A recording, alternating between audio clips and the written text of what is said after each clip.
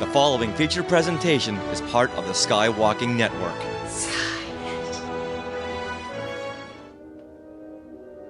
Hello, welcome to Star Warsologies, the podcast about science and other fields of study seen in Star Wars. I'm one of your hosts, James Floyd. I'm a freelance writer and I write for Star Wars Insider magazine. And my name is Melissa Miller. I'm a freelance science writer. I've also written for Star Wars Insider magazine. In this episode, Star Warsologies is going to present Los Angeles Comic-Con panel that we put together called Science Advisors in Science Fiction. I chatted with scientists who consult for the MCU, for Disney, and for a lot of other cool projects. And we talked about the importance of getting at least some of the science right, even if it's kind of a losing battle sometimes. Really enjoyed talking with all of them, and I think you will hear some cool stuff about some of your favorite projects. Let's get right into it. All right, thanks everyone for coming to Science Advisors in Science Fiction. I'm really excited for this discussion. I'm your moderator. I'm Melissa Miller. I'm a science writer. I also run the Star Warsologies podcast with my friend James Floyd here, where we talk to scientists about Star Wars. And some of the guests here have been on the show already, and hopefully I'll have the rest of them on at some point. So I'm just going to have everyone go down the line and briefly sort of introduce yourself and then tell us your scientific background and also what projects we might know your work from. My name's Toby Wareham. I'm a medical advisor for mostly television. I've done a lot of How to Get Away with Murder, The Rookie. I'm currently fully employed with Lone Star 911. I've done Code Black. I'm Stuart Sumida. I'm a professor of biology at the California State University campus in San Bernardino, or as we call it, Cal State on the way to Vegas. And I'm a paleontologist by research trade. And first film I worked on was Beauty and the Beast, which is probably before most of you were born. And worked on about 60 or 70 films and video games. Since then, the most recent of which was Disney's Strange World. And I'm Elizabeth Rega. I'm a professor of medical gross anatomy at Western University of Health Sciences. My first film was Lion King. I've worked on about 40 films and video games. The last one was also Strange World. And in case you think this is a coincidence, we also happen to be co-parents and nerds. So, you know. Full disclosure. Full disclosure. Hi, I'm Clifford Johnson. I'm a professor of physics at the University of California, Santa Barbara. I work on things to do with the quantum physics of space and time, and particle physics and things like that. And so a lot of what I work on is to do with trying to understand the nature of space and time itself at the quantum level, thinking about things like black holes. And we do even think about things like whether time travel is possible and things like that. So oftentimes when I help on movie and TV projects, it's to do with things to do with time and space and energy and things like that. So you'll know probably things like some of the Avengers movies. What's that? There's a thing. Pretty indie. And some of the related things like Agent Carter Season 2 and things like that. To touch on things like that. And so I've helped with those and full Ragnarok. Outside of Marvel, Palm Springs, I think, was a recent one that I worked on. And Paper Girls, a really, really great TV adaptation of the graphic novel that sadly no one saw, but it was really quite nice. And upcoming one of Blake Crouch's books that I'm trying to remember, Dark Matter, which is coming to a screen near you soon, so that should be fun. Anyway, that's enough. All right. My name is Ron Coleman. I'm a PhD in regenerative medicine. I am currently the principal investigator, or principal scientist at a biotech company in San Diego, where we're working on clinical trials of Parkinson's disease. But I also am a writer. I write comic books and children's science fiction. But the thing I consult for the most is Jonathan Mayberry. He wrote V-Wars and writes the Joe Ledger series of novels, which is a lot of science fiction, military combat stuff. So I'm usually inventing the science of the bad guys is my general job on those. Is like he's like, how would a bad guy make a race-specific bioweapon? I'm like, it's for a book, right? And then we go aboard and do it. But so that's what I do. I do a lot of that. But I also work with a bunch of authors, anyone who has weird science that they want worked on, especially biotech. Right. Cool. All right, well, let's get into maybe a few of the fun examples. Stuart sent me a sizzle reel for himself. I'm not going to show the whole thing, but I grabbed a few screenshots from some favorites. Lots of Disney horses and stuff like that, if you want to talk about how it helps for realism to sort of trickle into even animation. So one of the things we like to say when we talk about animated character anatomy and construction, because that's what we do. Animation is about movement, and so to understand how something moves, you have to know how it's built, and then biomechanics. So a little bit of physics. And so in animation, the most commonly animated characters are people, cats, dogs, mice, and horses. There's always a horse. Sometimes it's a very minor character, but there's always a horse. And cats and dogs are carnivores, horses are herbivores, so it's a great biological story. And that's actually the first story I ever got to work on in Beauty and the Beast, Horses and Wolves. And so, and the snowball kept rolling from there.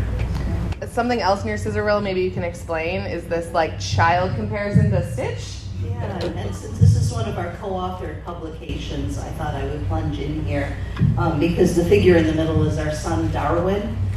Because as two scientists, and we met at the University of Chicago, literally over a cadaver. Hello, nice to meet you.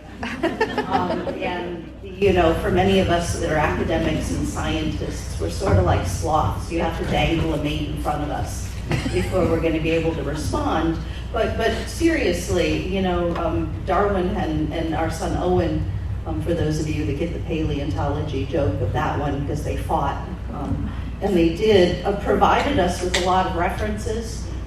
Stuart does animals primarily, I do people and other primates. And what we're trying to encourage our artists and animators to do is be like scientists, which is they are all very good observers. And so this is an opportunity to observe a human when their body proportions are very different, right? We look at little kids and we think of them as being just like us, but they're not. And so you can see here Darwin's proportions are a lot more like Stitch, and Stitch is designed very consciously to make us feel like it's a toddler that needs taking care of, right? And so a lot of this is, we like to say we're not the science police, but we do with animators what we do with our own students, which is encourage them to do their own observations and create their own interpretations. He's a lot older now. He's 22 and a senior at UCR, and he would be appalled if he knew he was. Hopefully this isn't being live streamed. And then the other thing I just loved so much was this evolutionary tree of dragons. So Stuart, maybe you can tell us a little bit about your work on how to train your dragon and why it's important that there be some realism when we're talking dragons. So so dragons. One of the conversations we had when this group all met was like, what are the weirdest questions you ever got, right? And one of the weirdest questions I ever said, well, what do you know about the anatomy of dragons? I was like, nothing. Never dissected one before, but most mythical creatures are built out of parts we already know. And the trick is, how do we sew them together in a convincing manner? But if something's going to fly in the universe in which you supposedly live, that means you have to understand flight physics. So we literally had something called flight school, where all of the animators had to learn what it meant to have an airfoil for a wing and things known as Bernoulli effect, which is what gives lift to airfoils and things like that. So they do very deep dives. And the reason there's an evolutionary tree of dragons is because I first gave this talk in Louisiana where they didn't want us to talk about evolution. So I'm like, I'm going to talk about evolution anyway. And so we just did it with dragons. They thought it was great. And then all the kids went home and told their parents about evolution. Sneaky, I like it. All right, well, let's circle back a little bit to how everyone on the panel got into science advising. It's not like there's a given career track here for something like this. So, Toby, if you tell us a little bit how it happened for you, and then we'll just go down the line. It was completely by accident for me. I didn't even know jobs like this existed. I was working in a hospital in the operating room, and the head of our hospital was friends with Sanjay Gupta, who had just written a book called Monday Mornings, and he wanted to make it into a television show for TBS, and he wanted real operating room nurses on camera so that the operations looked real. So he asked his friend, do you have any nurses you can spare for this? And so she booked my schedule around filming that show.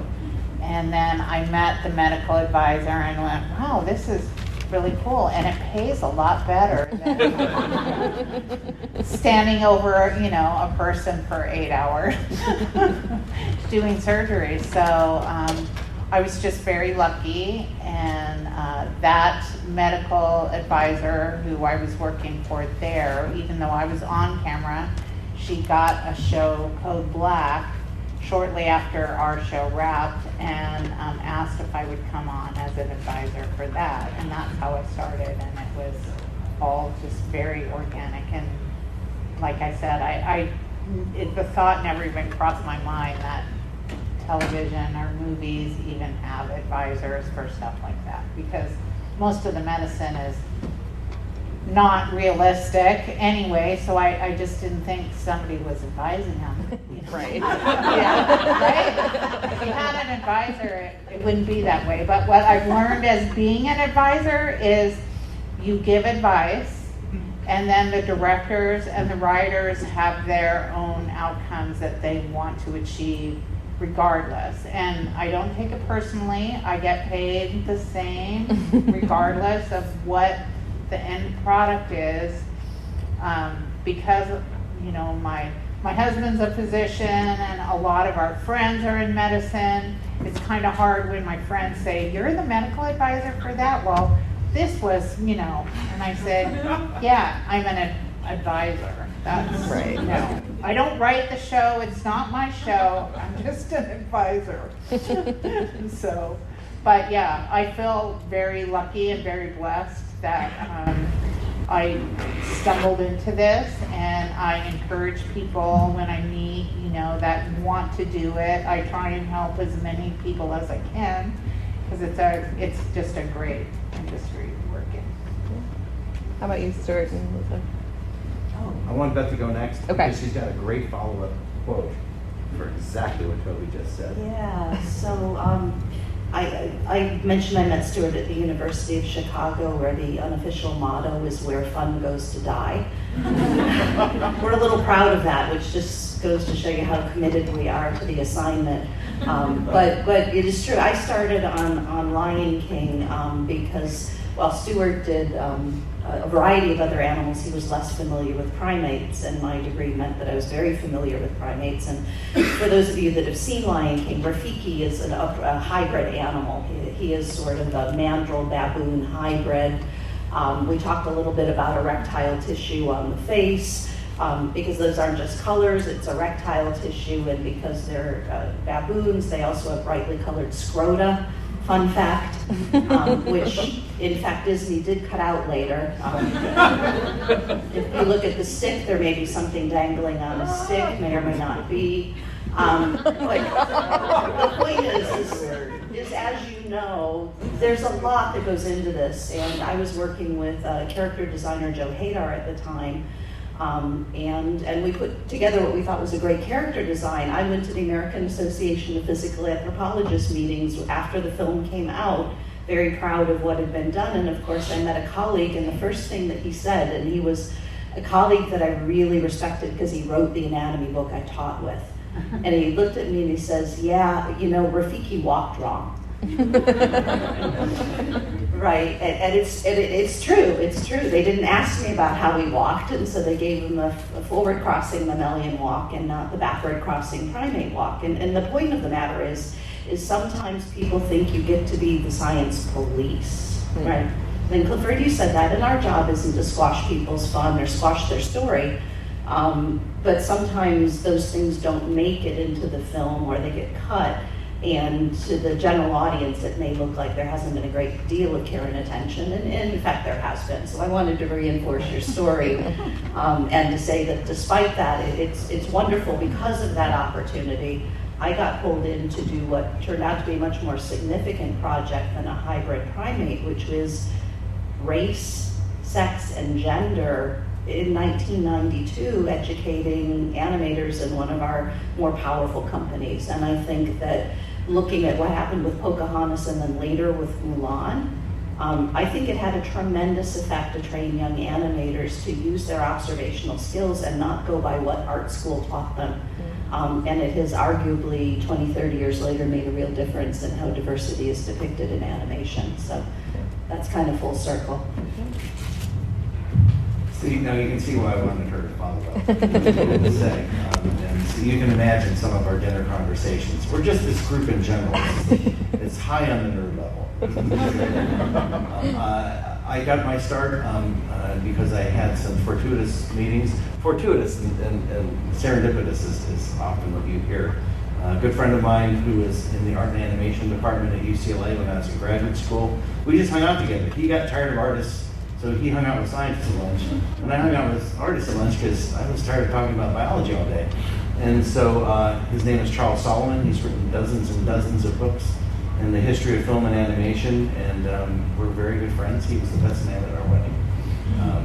And he said, hey, know some guys who want to learn more about how animals move. Would you be willing to talk to them? Like, sure.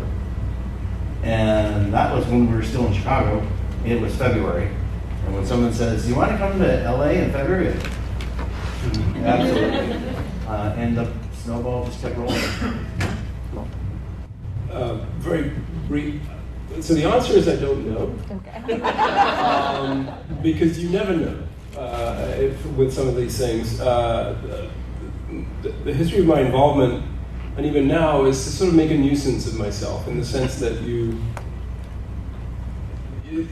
industry largely doesn't care whether we exist or not. There's no single model of what a science advisor is, and every science advisor you talk to is a different model as well. And so the main thing is to find ways of letting them be aware that you can be useful and you can help them sell more tickets, basically. My interest is, of course, because overall, I have this crazy belief that science is part of our culture and we should all really be able to take part in it, and we should see science everywhere, because why not? We see all the other subjects everywhere in our media and what have you.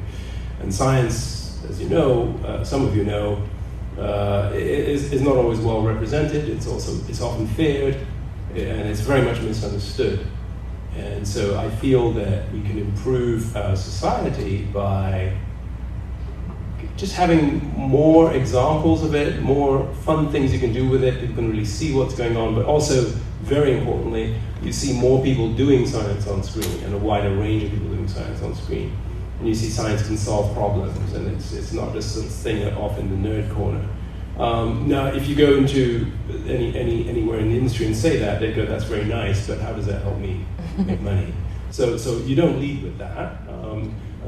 So of interest to me, it was just trying to talk about, and I used to do this on a very popular science blog in the early 2000s that I co-founded, where I would just talk about some movie I saw and talk about things about it I liked and things about it I didn't like and what I would have done, what have you.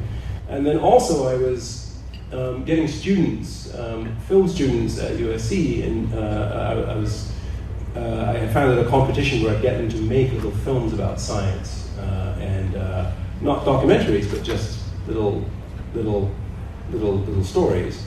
And the idea being to help filmmakers, or the future filmmakers in the industry, learn what it's like to talk with scientists. So I would force them to work with student scientists, and they'd put stories together, things like that. I also would sometimes look at scripts. They would be required to do a science thing by the Sloan Foundation, and they had to get a scientist to sign off on it, and I would actually read the things and give comments. And so I think some combination of all of that meant that at some point I would just get these calls randomly from people who actually were in the industry because they'd heard one way or another that I could maybe say something useful about the project they were working on. Some of them may have been former students who've now gone off into the industry. Others, sometimes some of the things I had said on the blog got picked up, and someone read it, and so on and so forth. And at some point, you get involved. You don't go in and go, I'm the science police. You go in and you go, hey, I can help. I can help you tell your story better. Right. You're asking me about this piece of science. This is fun. I can give you the buzzwords. Or I can tell you more about this stuff, and maybe there's some other piece of science which will do the job even better if you let me know what you're trying to do. And that doesn't always work, but eventually some writers, some producers, some directors did find that useful. And then word would get around. So you'd done a little thing on this thing, and then someone would call and say, hey, I was working with this other producer, and they said, call you. And so eventually it snowballs. But it is completely random. And even now it's completely not well understood what we really do and how we can really help. So the key is just to keep doing what you do out of love and some motivation, and then hope at some point you get the opportunity to tell people that this can actually be useful for their storytelling, which is at the end of the day the bottom line. I also do a bunch of stuff to do with documentary. I appear a lot of stuff I've done on TV as an expert in the documentary. Sometimes that also generated calls.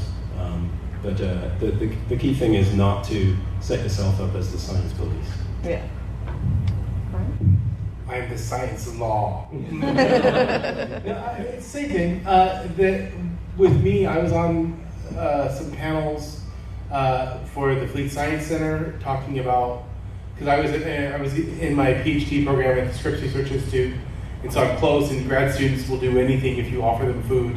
So it's just a level of poverty that, but they would bring me down and say, we'll give you a beer if you sit on this panel for an hour. All right. And I wound up hanging out with Kevin Eastman, who co-created the Ninja Turtles, really good friends now. It's a really weird thing, and Tom Waltz and all these people who are really awesome. And then I wound up on a panel with this guy, Jonathan Mayberry, who writes 4 novels a year. And we were talking about something on this panel about the science of comic book vampires and zombies. And it was the title of the panel, and he was just like, I've got this idea, how do you think this would work? And so I got a thing out to him, and after a few months, we would go to events, and he'd be like, hey, this guy, you ask him any question, he'll write you this giant paragraph, just any question you have. It was like a parlor trick. And so now I just get random calls from people who are writing books or texts or emails, and they'll be like, hey, I'm a friend of Jonathan's, that's how it starts, and I'm, trying to write this book about destroying the world or whatever, and I need some help. And so the most fun thing is when I get to be kind of the villain and the science team on the good side. So I'll be like, all right, so this is what you would do as the bad guy. This is how you would engineer this. And if you were the good guy, you would catch this part first. But then not until you did the deeper genomic scan would you actually catch this part. So I think part of what helps me is, as a person who writes stories as well, I can see how the science and the scientific process can fit into the flow of the story. And that makes it a really fun, collaborative thing. But once again, there comes a point when sometimes he wants bioweapons to move at a rate. It's just not how biology works. There's not a limit of physics, right, where things can only replicate so fast. And at a certain point, I'm like, yeah, okay, that can happen in 12 hours. That's fine. I mean, that's probably not how it would actually happen, but it makes a better story. So, also continually showing up when people had questions, whoever they were, I would come up with it. I would give them a good, well-researched answer, and then it's just being willing to be partially ignored. I don't know. There's a thing where I think a lot of scientists are afraid to say things that they don't understand completely. And in this kind of work, you have to be willing to kind of say, hey, it probably wouldn't work, but if it did work, this is how it would work. Right. And that's a big part of it. Right. It's just especially the stuff that I do, which is real sci-fi, real. Right. Clifford, I definitely want to make sure we get to MCU stuff. So if you don't mind, I put up a couple of the slides. Agent Carter is still my favorite part of the MCU. So I put up a couple of the slides that you mentioned. I especially like this one, which as a chemist myself, don't eat the science, don't lick the science. So I know you mentioned doing some of the like chalkboards and stuff like that in Agent Carter. So if you can just tell us maybe what, the MCU sort of asks of you when they call about something like this and designing a lab and all that sort of stuff. Two things I should say, just as preface. First, toward, what was it? Whatever year the Iron Man film came out, 2008, I think. Just a little bit before then, a thing got launched here in LA called the Science and Entertainment Exchange, which people should know about. And it was an attempt to bridge the communication between the people in the entertainment industry and people doing science. And so the story goes now, I think, that if you call the number 1-844-NEED-SCI, and you say you're working on a project and you need a scientist in this area, they have a list of people who volunteered to be called, and they'll try and make a connection. And so one of the smart things Marvel did very early on, because that came around the same time as Marvel was getting set up, is that they availed themselves of that service a lot, to the extent that I think the whole project, the whole Marvel Cinematic Universe project, I think benefited extremely well from them realizing, there's a channel where we can get expertise. So you look at, not all of the films, but a lot of what, in my opinion, are some of the most successful ones, benefited from all kinds of advice. Famously, you look at Black Panther or something like that, and there's anthropology, there's science, there's all sorts of, there's all kinds of meetings of minds there to give the richness, texture that film had, that came about from advice. I think with that, and a lot of that came through connections they made through the exchange.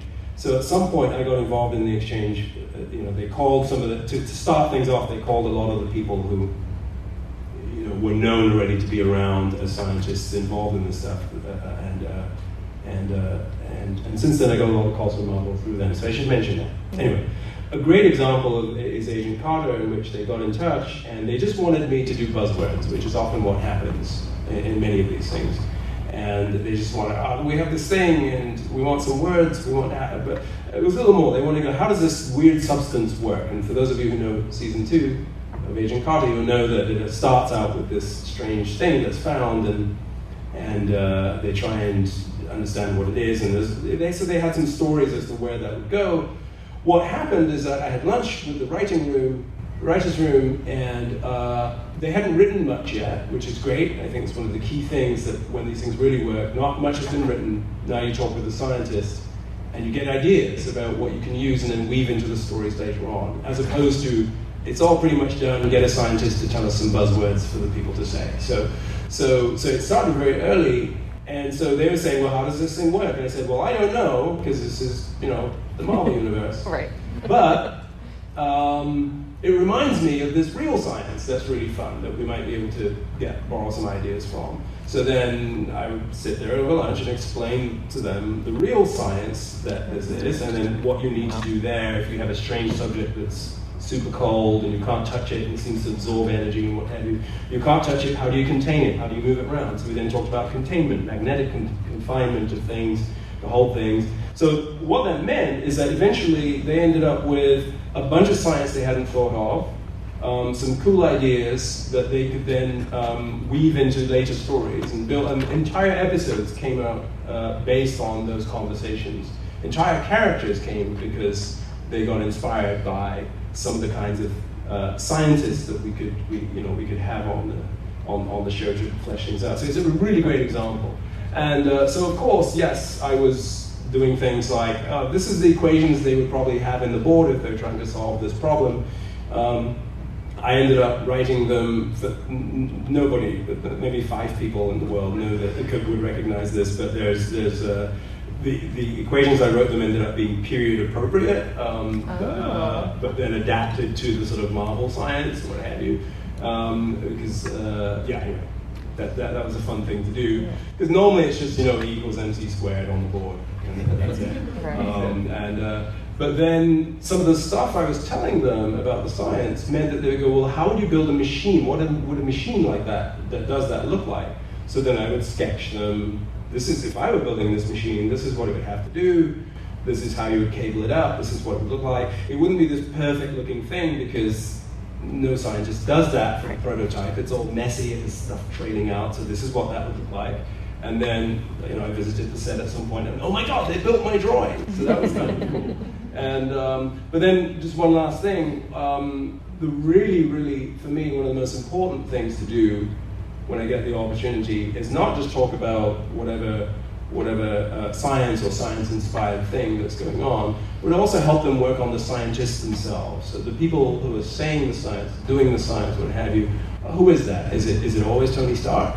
Or maybe there are other people who do science too, and maybe we could expand that. So a lot of the things I would tell when I got the opportunity, again, making a nuisance of myself, in any of those Marvel-related meetings, was helping them realize that it would be a much richer story if you make the science like science really is, which is that it's just not one person who's expert in all the science. We have different people with different expertise and different kinds of people, and that can be fun. It gives you more opportunity to tell a good story. Right. And in some cases, they did listen. Yeah. I can't draw a golden thread between this conversation and things that happen, but in one case, I talked with the Rousseau brothers about spreading the science around a little bit, and the writers whose name I've forgotten for a minute, at some lovely point later in Infinity War, they go to Shuri because they have expertise. She has expertise they don't have. Maybe they were always going to do that, but I like to feel that was a nice example of them spreading the science around and help the story. Sorry to go on. No, that's fine. I do have the question also about the scene in Thor Ragnarok. I'm curious about at what point they, was this another thing where they're like, we just need some buzzwords? I believe in Thor Ragnarok, this is called the Devil's Anus, the wormhole, if I remember correctly. But rather than having the scene, it is Bruce Banner says it looks like a collapsing neutron star inside an Einstein-Rosen bridge. Does that mean anything? It does, kind of, sort of. The idea is that wormholes are sort of connections between distant places in space and time, that sort of shortcuts, if you like, but they don't have to be shortcuts.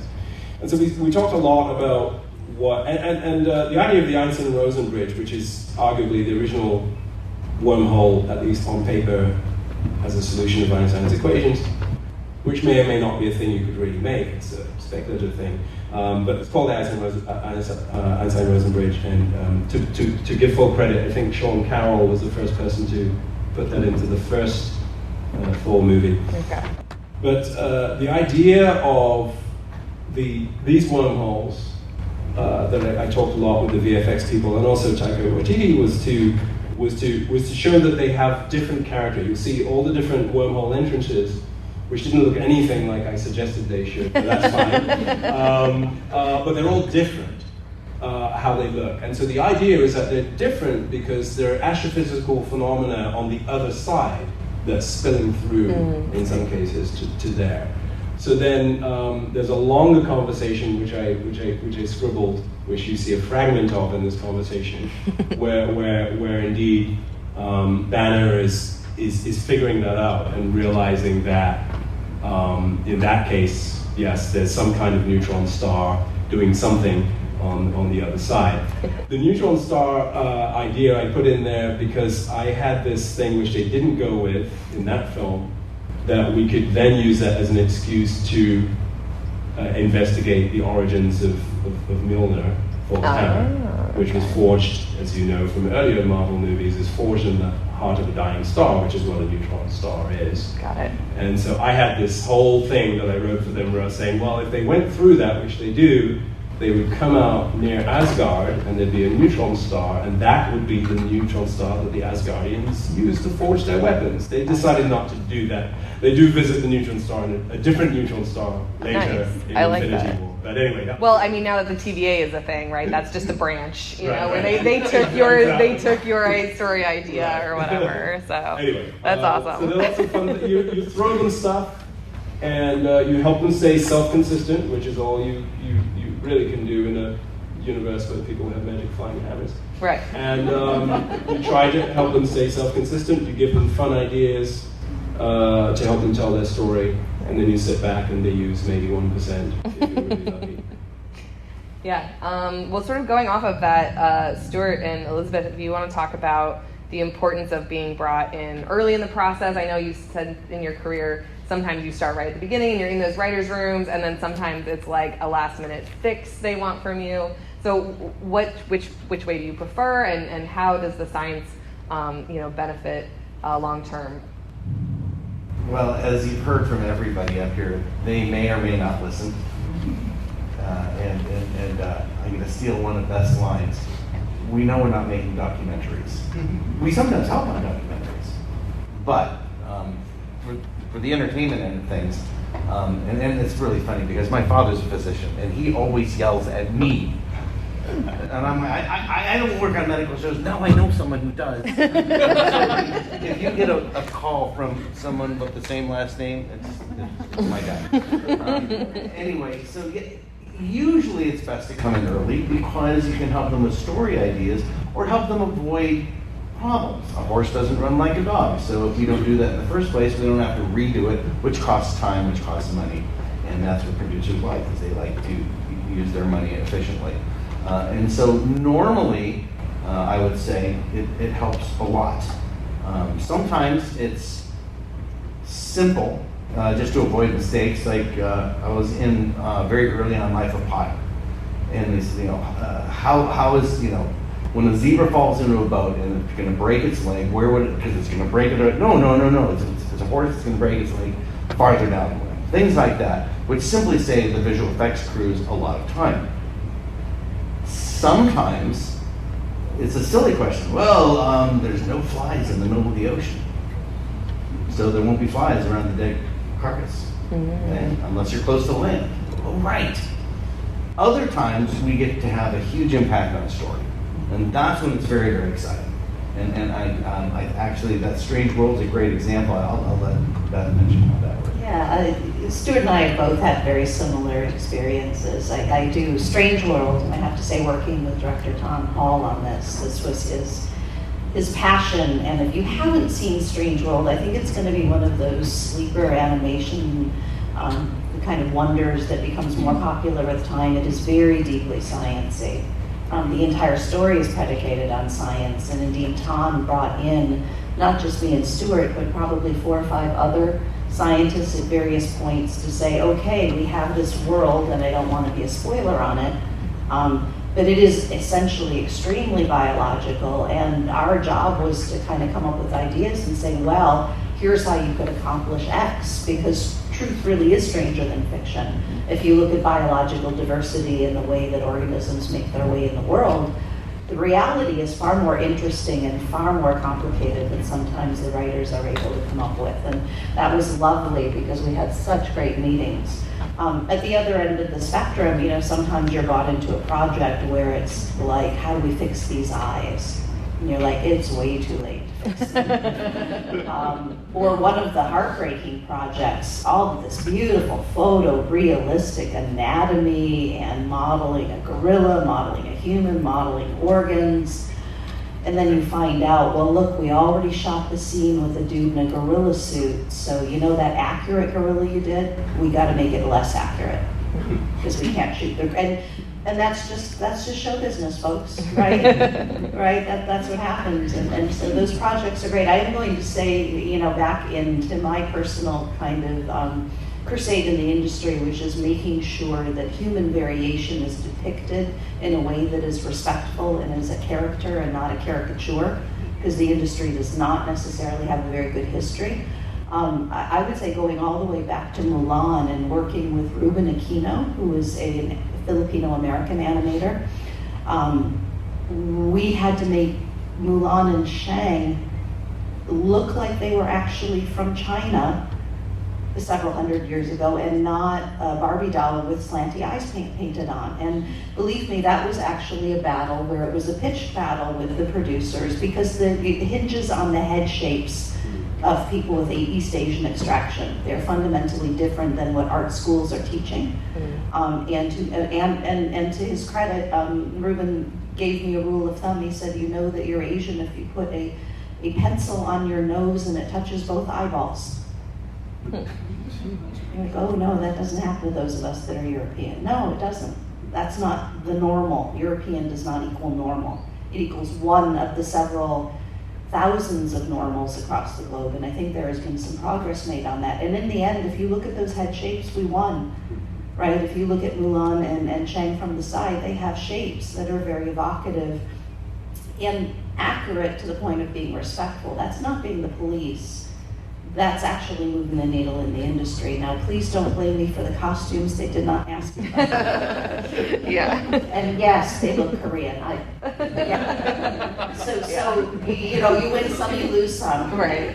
And so I will say, yes, being brought in early is wonderful. Being brought in too late is heartbreaking. Sometimes when you're brought in too early, what you get hits the cutting room floor, or it changes to a new idea. Kingdom of the Sun, beautiful, realistic South American Disney film that became Emperor's New Groove, which is a great film, but not the photorealistic stuff that we started with. Nevertheless, some of it did make it in. So I won't take too much time, but I will say the other thing that was great about Mulan, not the most recent one, but the animated version, is that it was also not just ethnic diversity, but male-female anatomy. Okay, I've been doing martial arts since I was 8 years old. Women have longer legs than men. Men have long torsos. Women have short torsos, and vice versa. And so, when there were fight scenes, we said she shouldn't punch him. She should kick him. Ah, there we go. And they listened. Nice. Well, we're gonna open up to audience Q&A here in just a minute, but real quickly, I did want to get to those of you who are immortalized sort of in these projects. That Toby, I know you get to be on screen a decent amount, even if it is just the side of your face there in this one episode of Code Black over to the right. But you're in a decent amount of things. Is that right? Yeah, like I said, when I started on camera. Of course, I was younger then. But now I try and avoid being on camera. And Rob Lowe was the star of that show, Code Black. And so anytime we had to do something big, which was usually they like to crack chess all the time, I would have to dress and stand next to him to help him do whatever medical thing we were doing at the time. And but he is also the star on 911 Lone Star now. So I'm working with him again, but he's a fireman, so I don't really have to do much medicine with him. Thank goodness. But it's just nice like how that all, worked out. And like I said, I avoid the camera now. I don't want to, with all the high definition television and everything. I'm 60 years old. I don't want to see the wrinkles on my face, 74 inches or whatever. So I try not to, but sometimes you have to, depending on what you're doing and what show you're doing it for. Sometimes they want you on screen, just like I said, to stand next to the actor and just hand them instruments or point or, make subtle moves to get them in the right area and stuff like that. Right. And Clifford, how you came across my radar in the first place was Palm Springs, which is a great time loop movie, where unlike, some other ones, where love is somehow the answer to ending a time loop, science is the answer to ending this time loop. And I was really thrilled to find out that the science advisor in the movie was you, the science advisor on the movie. So if you've got, we can talk about that for a minute. And then Ron, Ron, I know you are also in the books. So. I have stories about that, but I think I want to defer. So I Jonathan Avery has this team, and they're Rogue Team International, and then there's a scientist in the books, and he has this really great description in his latest book, Team 13, about this one scientist, with a comfortable belly and looks like a learned bear, and I was like, man, that's the nicest thing anyone's ever said about me. I love that, and also there's an Audible original book called The Werewolf's 15 Minutes, and it's about a teenage werewolf who goes on TikTok to show, like, he just transforms on TikTok. He's like, oh, that's what I am. And then, so the scientist figures out it's actually just this weird genetic condition he has. And so the werewolf decides to kill the scientist because he's mad at him. And Ray Porter, who's an amazing audiobook reader, does the audiobook. And so there's this whole thing where Ray's screaming, like, Ronald Coleman, I'm going to kill you. I'm going to kill you. And it's like, I was like, oh, Ray, you say such nice things. And so I don't know, like, Ray offered, he's like, if you want that as a ringtone, I'll re-record it for you. So, but yeah, so it's fun to be in the books, just to get a little taste of that. But, So yeah, I know we could probably have done a 15-minute panel with any one of our panelists here. So we'll open up for audience questions. We only have a few minutes, but I don't know if no one's got anywhere to be right afterwards. We'll be in the hallway continuing to answer questions until you run out. But yes, I have a question for all of you. Like, is there a film that you've seen that you weren't a part of, but you wish you had been a part of because they did so many things wrong? Mission Impossible 2. That's right. He did tell us in our pre-panel that you got him started, it would be all about Mission Impossible 2.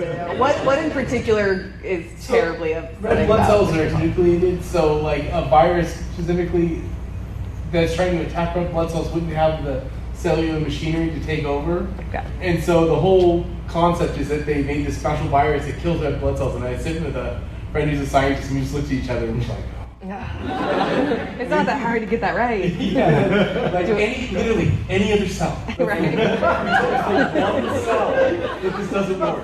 One cell, one job. Does anyone else have a quick answer to that, or if not, we'll. Okay, I'll tell you my favorite film I wish I'd worked on, and that would have been Iron Giant. It's a fantastic film. I love that. It's a lovely film. And every time anyone asks us, what's your favorite film that you never worked on? Okay. Right, yeah, here in the yellow. I was going to ask, is there any examples or can you think of anything where you were told, well, if science works this way, or like they just totally changed the laws of physics on you and then asked you to work on that playing field? All of them. All. Right. Yeah, when they come to you with a comic book preference, and yeah. The main point there is for me is that the pitch, if you like, is that I work on the details of how space and time and various aspects of quantum physics work in this universe, and so I can help you when you come up with a universe that is sort of similar but different in multiple ways. I can at least help bring things we've learned about our universe to that universe to help it still feel real when you're watching. You've spent your money on your ticket for 2.5 hours or 7 hours, however long these things are these days, right? And you at least want to not be popping out a movie every now and again and going, well, that doesn't work, it just doesn't look right. So there are things we can use from real science to inspire whatever made-up universe people come with, and that's why I never use the word sort of science accuracy, which people like to talk about in the press and what have you. It's not really about the accuracy so much as it is the plausibility, the believability, the self-consistency to tell your story. Real quick, that reminds me of the first panel I was on was with Kevin Eastman. It was about the science of mutations, and someone asked if a mutagen would cause turtles, if it's possible, they would all mutate the same way.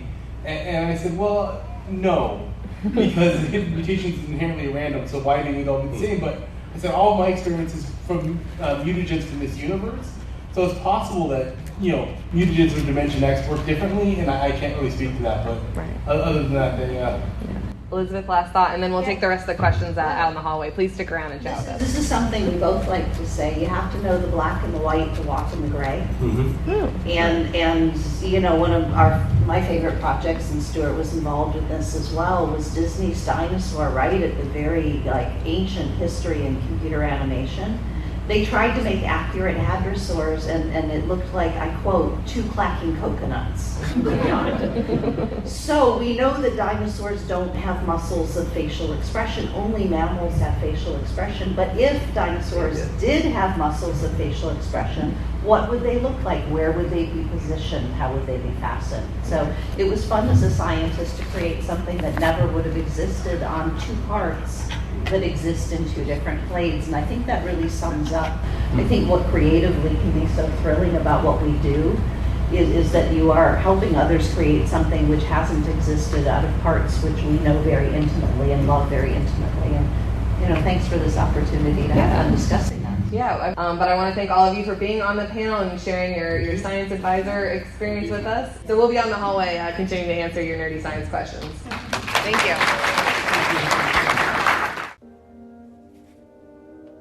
That wraps up this episode of Star Warsologies. We want to thank our panelists, Ron, Clifford, Elizabeth, Toby, and Stuart. And we want to thank all of you for listening. If you're looking for links we talked about in this episode or want to follow our panelists on social media, check out our show notes page at skywalkingthroughneverland.com/star-warsologies.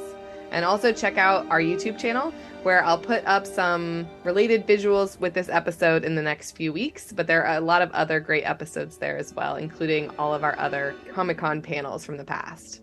If you have an idea for a topic for Star Warsologies or know an expert we should interview, let us know at Star Warsologies on Instagram and Twitter, or at starwarsologies@gmail.com. No topic is off limits, even if Wookiees have their own legend about Bigfoot. We also have a fan group on Facebook. It's cleverly named the Star Warsologies Podcast Fan Group. So join us and chat with your fellow listeners and ask us some more questions. We can pass them on to our science advisors. And please also rate, review, and subscribe to the podcast on your favorite service and share it with your friends. We are part of the Skywalking Network, where you can also find a variety of other great shows about Star Wars, Disney, and more. There is the Neverland Clubhouse, Talking Apes, and the flagship show, Skywalking Through Neverland. There's also a YouTube show, Today in Star Wars History. You can find all of these shows and more at skywalkingnetwork.com. We'll see you next time on Star Warsologies. Comic-Con! Comic-Con!